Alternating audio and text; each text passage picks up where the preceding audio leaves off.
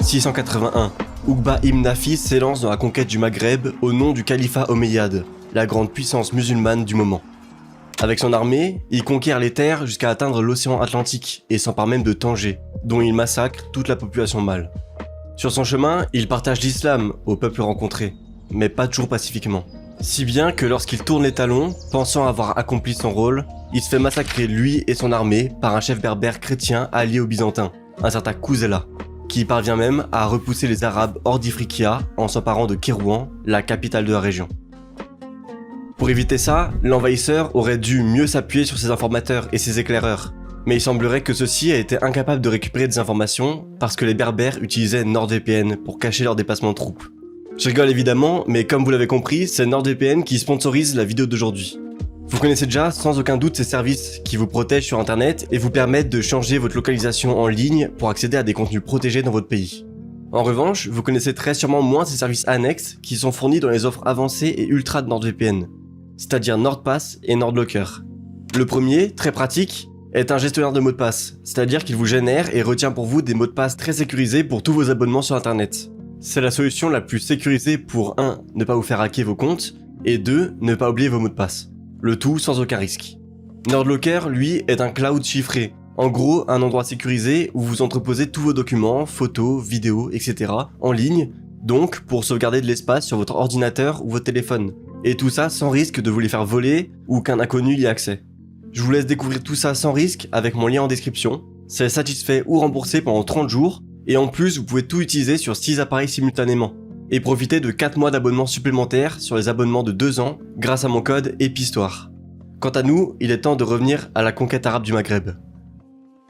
Après la défaite dont on vient de parler, il faut encore attendre 10 ans pour qu'une nouvelle armée arabe tente de reprendre la conquête, et échoue à nouveau face aux Berbères dirigés par la prêtresse Diya. Ce n'est qu'en 702 qu'elle est finalement vaincue, et que le Maghreb, de Tripoli à Tanger, tombe entre les mains du califat. Mais les Berbères ne sont pas arabes, même une fois convertis à l'islam, et ils ne sont donc pas traités comme tels par les Omeyyades. Alors même qu'ils forment le gros des troupes musulmanes qui engagent la conquête de la péninsule ibérique en 711, ils sont toujours considérés comme des croyants de seconde zone. Nombreux d'entre eux sont envoyés en tant qu'esclaves en Orient, tandis qu'ils doivent payer le kharaj et la jizya, des impôts normalement réservés aux infidèles. Ainsi, rien d'étonnant à ce qu'une grave rébellion éclate dans les années 740, la révolte kharijite, qui prône l'égalité entre tous les croyants. La révolte part de Tanger et touche tout le Maghreb, infligeant de lourdes défaites aux troupes arabes. Si elle est matée, elle a malgré tout 2 énormes conséquences. Elle consomme la séparation administrative et théologique entre le Maghreb et l'Orient, et elle accélère la conversion des Berbères à l'islam, alors que beaucoup d'entre eux étaient encore chrétiens ou païens. Ces conséquences entraînent aussi la naissance de nombreuses sectes parmi les Berbères, souvent clairement hérétiques. Ainsi, parmi les Barghouata, qui étaient présents à l'ouest du Maroc actuel, apparaît un nouveau mouvement religieux, mené par son propre prophète, Salih ben Tarif. Dieu lui aurait fait parvenir le Coran en berbère, et lui aurait transmis une nouvelle doctrine religieuse à suivre. Cette doctrine reste discrète jusqu'au 9e siècle, lorsque les Barghouata parviennent à se tailler un important royaume indépendant au Maroc, qui parvient à résister aux offensives de ses voisins sunnites. Mais il n'était ni le plus important, ni le premier des royaumes marocains. En 788, Idriss, un descendant d'Ali, le beau-frère du prophète Muhammad, fuit l'Orient et vient s'installer à Walili. Ici, il reçoit l'allégeance de plusieurs peuples berbères, et étend son influence jusqu'à Tlemcen et Salé. Après sa mort, son fils Idriss II lui succède, il fonde la ville de Fès en 808 et étend son royaume. Mais celui-ci est fragile, partagé entre tous les héritiers potentiels d'Idriss II, et il finit par tomber entre les mains des Fatimides, une dynastie chiite qui met la main sur le Maghreb avec le soutien des Berbères de Kabylie. Au Xe siècle, lorsque ces derniers abandonnent le Maghreb pour partir régner depuis l'Égypte, le Maroc actuel se retrouve au centre des convoitises entre les Zirides, une dynastie berbère originaire de l'Algérie actuelle, et le califat de Cordoue. La région du Maroc, bien que divisée et souvent victime de conflits sanglants, reste riche, bien peuplée et un intermédiaire important dans le commerce entre l'Afrique du Nord, l'Afrique subsaharienne, l'Orient et l'Andalousie. C'est en tout cas à ce moment, alors que l'Ifriqiya est dévastée par les conflits entre Zirides et Fatimides, que le Maroc s'apprête à devenir le centre du Maghreb et de ses plus puissants empires.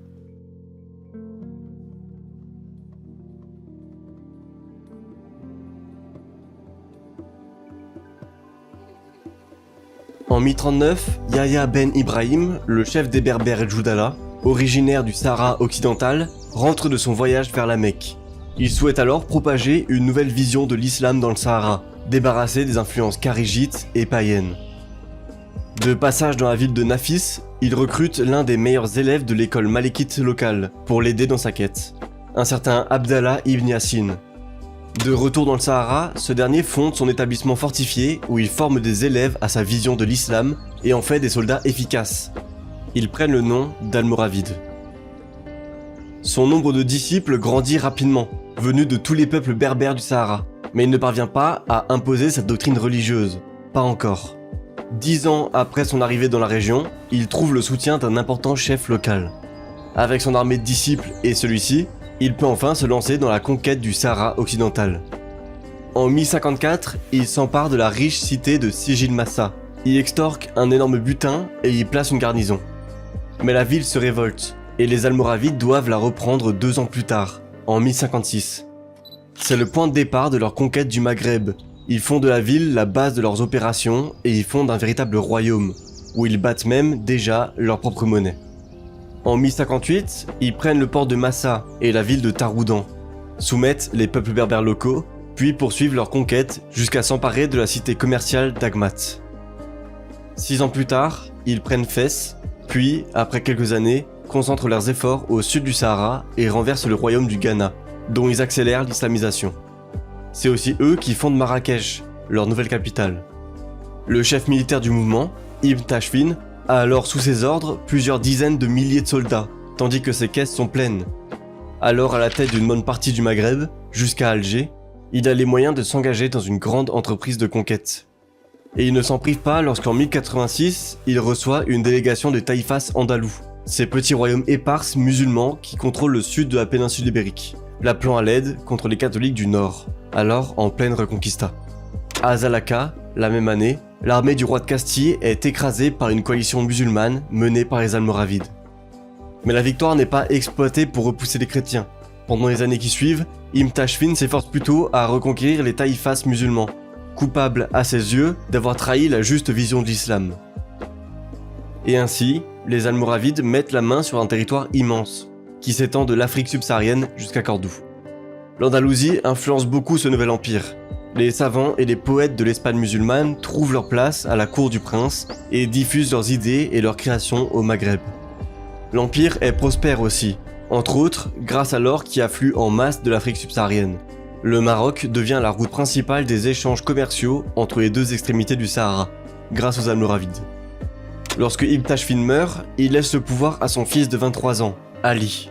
Celui-ci a vécu presque toute sa jeunesse en Andalousie, et il retourne combattre dès qu'il récupère la couronne. En 1108, il bat une nouvelle fois les Castillans à la bataille d'Ucle, et s'empare de nombreux territoires en Espagne, de Porto jusqu'aux Baléares. Avec son règne, son empire est de plus en plus influencé par l'Andalousie, ce qui, ajouté à des conflits entre doctrines religieuses, encourage la naissance d'un nouveau mouvement parmi les Berbères du sud du Maroc.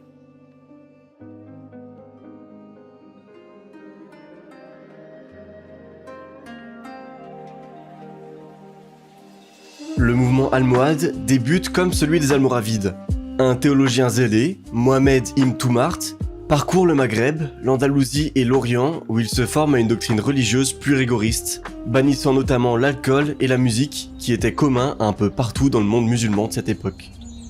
En 1121, il rentre au Maroc et rencontre le souverain almoravide à Marrakech, mais ne parvenant pas à y imposer sa vision, il doit fuir la capitale pour le sud où il s'installe dans la ville fortifiée de Tilmal, avec le soutien des berbères locaux. Là, il prêche sa doctrine et exhorte ses fidèles à la guerre sainte contre les Almoravides, qu'il juge plus importante que celle contre les chrétiens.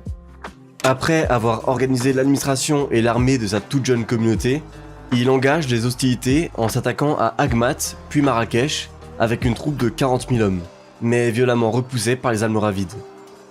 Ibn Toumart meurt peu de temps après la défaite. C'est alors son bras droit qui reprend la tête de la guerre sainte, Abd al-Moumin. Celui-ci profite de la mauvaise situation dans l'empire de ses rivaux. La Reconquista reprend de plus belle en Espagne, tandis que le Maghreb souffre de conflits. En 1143, il s'engage dans une longue traversée du Maroc, passant de montagne en montagne, poursuivi par les troupes almoravides qui, principalement composés de cavalerie, ne peuvent combattre dans ce terrain. C'est seulement l'année suivante, près de Tlemcen, que les Almohades acceptent d'affronter leurs adversaires qu'ils taillent en pièces. Peu de temps plus tard, ils parviennent à s'emparer d'Oran dans laquelle se trouvait le souverain almoravide, qu'on retrouve mort. Il ne faut alors que 2 ans aux conquérants pour mettre la main sur la totalité du Maroc. Al-Moumin poursuit son entreprise par l'invasion du Maghreb central. En 1152, il prend Alger sans difficulté, puis s'empare de la Kabylie et de Constantine. Après avoir réglé les troubles intérieurs de son empire, notamment causés par la tournure très monarchique que prenait son règne, il tourne la tête vers l'est, en direction de l'Ifriqiya, que les Almoravides n'avaient jamais été capables de conquérir. Celle-ci est très divisée. Les cités de la côte sont pour la plupart entre les mains des Normands de Sicile, dont on a parlé récemment sur la chaîne, alors que l'intérieur des terres est la plupart du temps occupé par des Bédouins venus d'Arabie. La conquête est rapide. La plupart des villes tombent sans mal, notamment parce que le roi de Sicile a d'autres affaires plus importantes que de s'occuper de ses territoires d'outre-mer. La plupart du temps, les Almohades laissent les garnisons chrétiennes rentrer en Italie en échange de leur reddition. C'est seulement après avoir sécurisé entièrement le Maghreb que le souverain décide de s'occuper de l'Andalousie, qui est alors à nouveau divisée entre une multitude de taïfas menacés plus que jamais par les royaumes chrétiens. Les Almohades débarquent en 1161 sur la péninsule, où ils matent les révoltes locales. Mais Al-Moumin meurt peu de temps plus tard. Ses descendants ont peu de succès face aux Espagnols et aux Portugais, mais ils gardent le contrôle de l'Espagne musulmane. Surtout, c'est en Ifriqiya et dans le centre du Maghreb que le pouvoir almohade se fragilise le plus vite. La région est trop compliquée à tenir à cause de l'influence des populations arabes. En 1185, seuls Mahdia et Tunis sont encore tenus par les Marocains. En Espagne, il faut attendre 1212 et la bataille de Las Navas de Tolosa pour que les chrétiens prennent vraiment l'avantage. À partir de ce moment, les Almohades ne sont plus en capacité d'y mener de véritables offensives. Même au Maroc, les souverains almohades sont de plus en plus contestés. Ils finissent souvent par être assassinés rapidement. Dans les années 1240, ceux-ci sont trahis par leurs vassaux, les Mérinides, qui écrasent leur armée avant de s'emparer de Marrakech. Dans les années qui suivent, ils parviennent progressivement à récupérer l'entièreté du Maroc, repoussant les restes des Almohades toujours plus loin au sud, tandis que l'Andalousie tombe pour de bon entre les mains des chrétiens, à l'exception de la petite principauté de Grenade, et que le Maghreb central est partagé entre plusieurs nouvelles dynasties locales. Le plus grand empire de l'histoire du Maghreb s'effondre ainsi. Avec lui, le commerce a connu une prospérité jamais vue. Certes, celui transsaharien s'est affaibli, notamment à cause de l'instabilité qui secoue le sud du désert, mais celui qui se fait à travers la mer avec l'Italie, la France, l'Espagne et l'est de l'Empire explose, au profit des villes portuaires comme Ceuta et Oran. Les Almohades ont aussi fortement influencé le paysage religieux du Maghreb. Ça a été fatal aux Juifs qui, au fil des conquêtes, ont partout dû choisir entre la conversion, la mort ou l'exil. Les massacres n'ont pas été rares. Mais devant l'inefficacité de ces conversions forcées, les souverains almohades changent de politique et forcent les convertis à porter des habits spécifiques pour les différencier. Ce n'est qu'après la bataille de Las Navas de Tolosa que la politique de tolérance revient au Maghreb. Les convertis, qui n'étaient pas vraiment, redeviennent alors officiellement juifs et retrouvent leur liberté. Les chrétiens, eux, ont à ce moment pour l'énorme majorité quitté le Maghreb à cause des persécutions. Ils ont souvent rejoint l'Europe. Ce n'est qu'en 1237 que le pape peut nommer un évêque pour Marrakech, qui est pour très longtemps la seule ville marocaine à posséder un diocèse. Quoi qu'il en soit, le Maghreb perd son dernier grand empire. Il se retrouve fortement divisé pendant un temps, en proie aux conflits trop nombreux entre dynasties locales.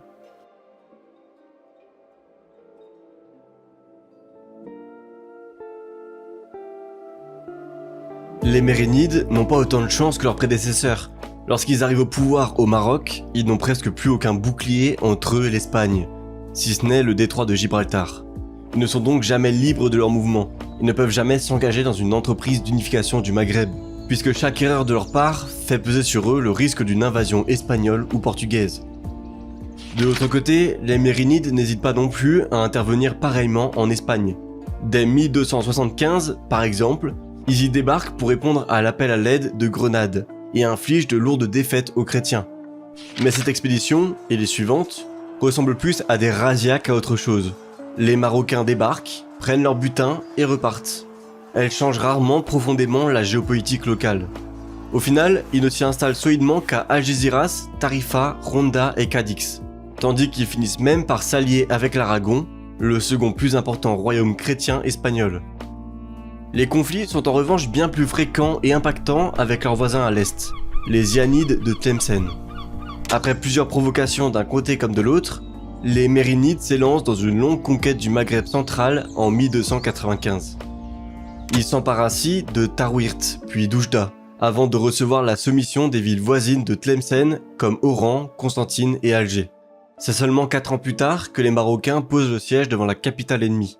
Celui-ci est encore plus long que la campagne qui l'a précédé, 8 ans, et les Mérinides sont forcés d'aller jusqu'à fonder une ville en face de Tlemcen pour tenir celui-ci.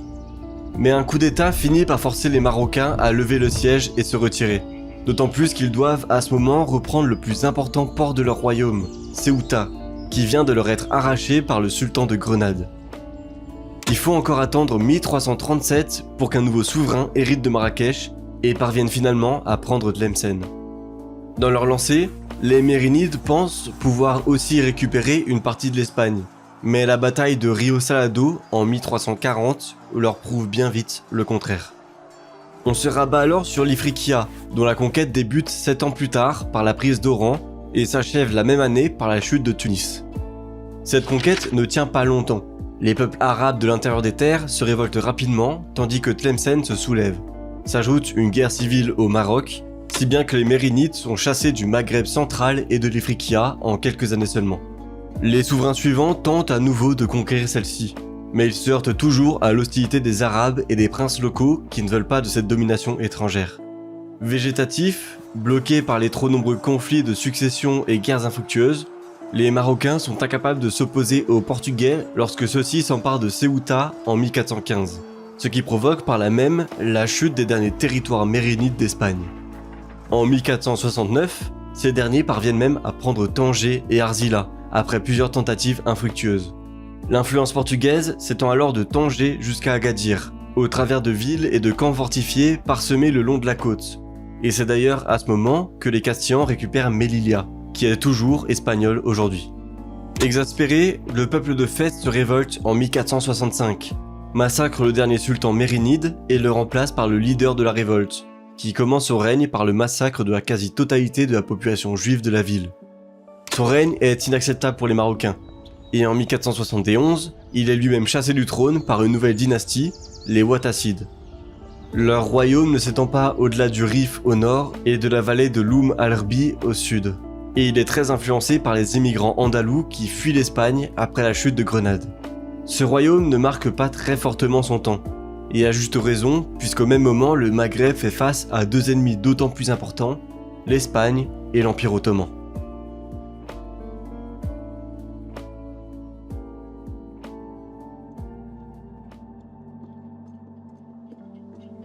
Le début du XVIe siècle voit la rencontre au Maghreb des deux plus grandes puissances de l'époque. L'Espagne, qui s'empare de nombreux ports de la région, et l'Empire ottoman, qui répond à l'appel à l'aide d'Alger contre les chrétiens et reçoit par là même la soumission de l'Ifriqiya et du Maghreb central. Dès lors, ces régions deviennent imprenables pour les Marocains, qui se recroquevillent à l'ouest. D'autant plus que les Ouattacides sont déjà trop faibles pour ne serait-ce que repousser les Portugais de leur côte.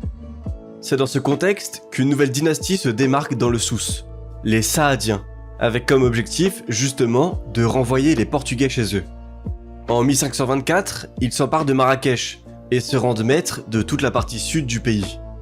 S'équipant massivement d'armes à feu, les Saadiens parviennent à prendre Santa Cruz de Cap de Gué en 1541, signant la fin inévitable des possessions portugaises au Maroc. En 1549 enfin, ils remportent le siège de Fès, qui met fin à la dynastie Ouattacide et les rendent seuls maîtres du Maroc. Les Saadiens se brouillent toutefois rapidement avec les Ottomans, auxquels ils refusent de se soumettre. Et en 1550, ils mettent le siège devant Tlemcen. Les Turcs réagissent rapidement. Le pacha d'Alger repousse sans mal les Marocains et parvient même à prendre Fès après 3 victoires militaires. Mais ils en sont chassés par une révolte, repartant tout de même avec un important tribut payé par la ville. Tout ça convainc le prince saadien de transférer sa capitale à Marrakech. Il renforce aussi correctement son armée en profitant de son important commerce de canne à sucre en direction de l'Europe, qui lui permet de générer d'importants revenus et de récupérer nombre d'armes à feu. Pour la suite, les conflits continuent sporadiquement contre les Turcs qui n'hésitent pas à influencer les conflits de succession qui touchent le Maroc.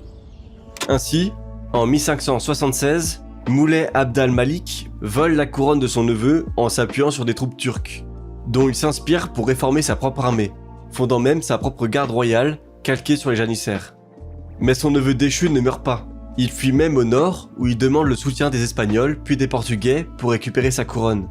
Rêvant de croisade, le roi portugais Sébastien Ier accepte de débarquer au Maroc, ce qu'il fait à l'été 1578, accompagné de tout le fleuron de la noblesse portugaise. Là, il joint ses forces à celles du roi déchu et s'enfonce, malgré les nombreux problèmes de ravitaillement, dans l'intérieur des terres. Près d'El Ksar, les 17 000 Portugais affrontent les plus de 50 000 soldats de Moulay Abd al-Malik, qui est d'ailleurs très malade à ce moment. Les Marocains exterminent leurs ennemis, mais aucun des 3 rois à avoir participé à la bataille ne ressortent vivants. Cette défaite signe la fin de l'indépendance portugaise, qui perd là son roi et sa noblesse. 2 ans plus tard, le roi d'Espagne Philippe II s'empare de Lisbonne. À Marrakech, c'est Ahmed al-Mansour qui récupère la couronne.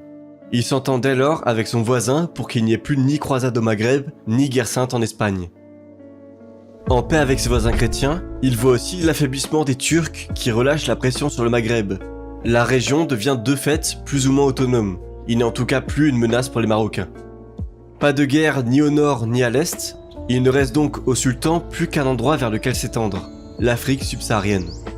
Cette conquête est d'autant plus importante que le commerce de sucre marocain faiblit drastiquement.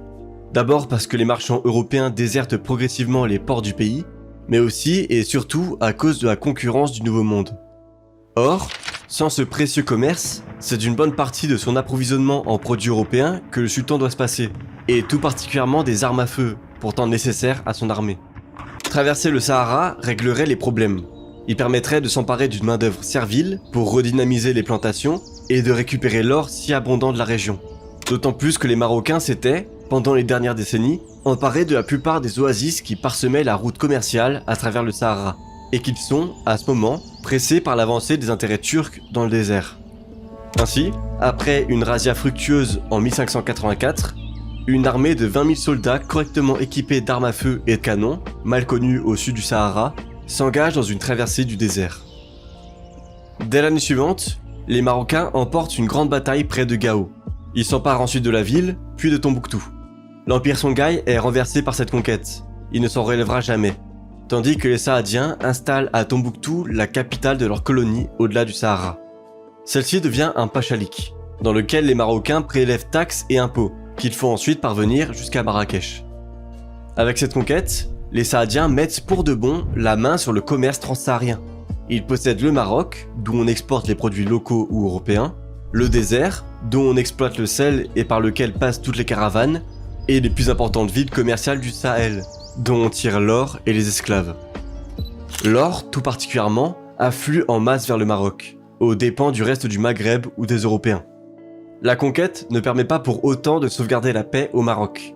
Au début du XVIIe siècle, le pays est dévasté par les maladies et les famines. En quelques années, c'est probablement plus d'un tiers de la population marocaine qui disparaît. Le sultan lui-même meurt de la peste en 1603. Avec sa disparition, le Maroc s'enfonce dans les conflits de succession. Le pays s'affaiblit et se divise. C'est à ce moment que le pachalik de Tombouctou gagne énormément en autonomie, tandis que les sultans sont incapables d'y envoyer des contingents de troupes.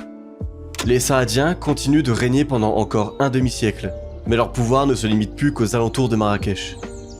Comme toujours, et après avoir fondé le Maroc moderne, ils doivent laisser la place à une nouvelle dynastie.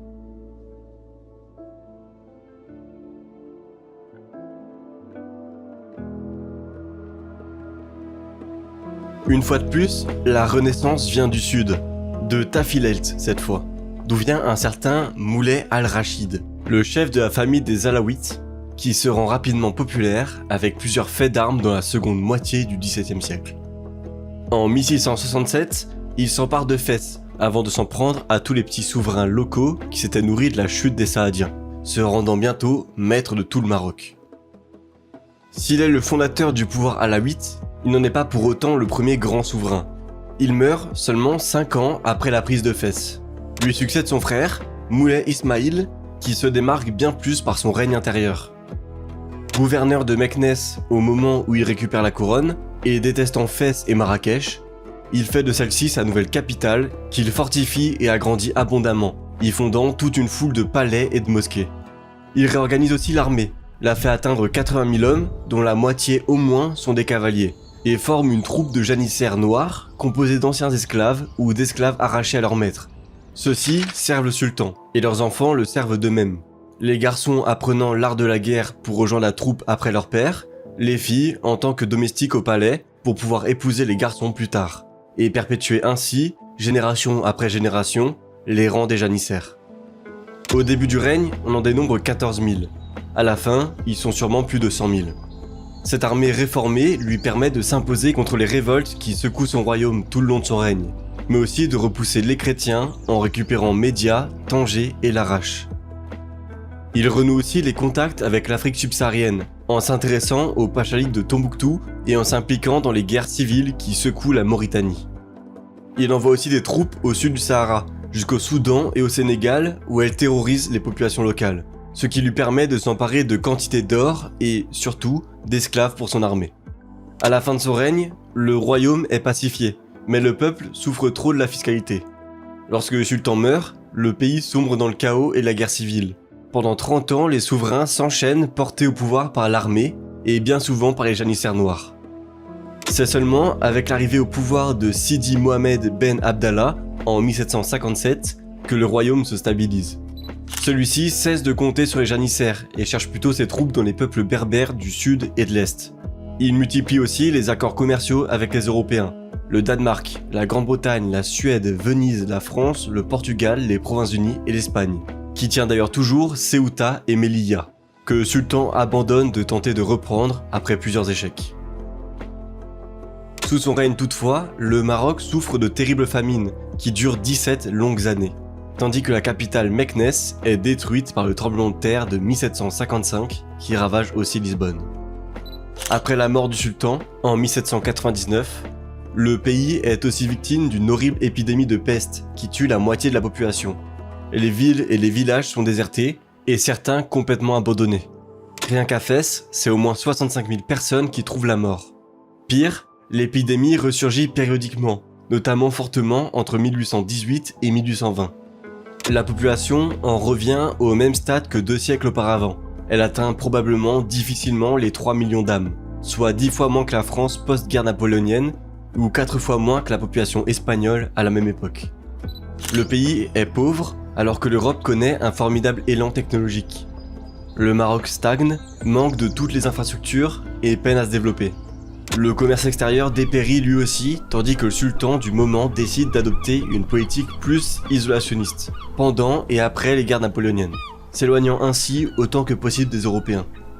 En 1822, à la mort du sultan Moulay Slimane, le pays est plus faible que jamais, militairement et économiquement.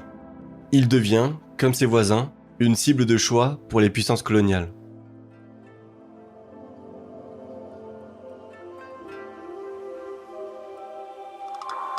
« 5 juillet 1830. L'armée française s'empare d'Alger. L'expédition est importante. Elle se compose de plus de 35 000 hommes, soit autant de troupes que l'armée régulière marocaine de l'époque. Incapable donc de s'y opposer, malgré les appels au djihad de sa population, le sultan ouvre au moins ses portes aux réfugiés algériens qui sont nombreux à s'installer au nord du pays. Par la suite, il soutient aussi les mouvements de résistance de ses coreligionnaires et récupère Tlemcen à la demande de la population locale, où il envoie un gouverneur.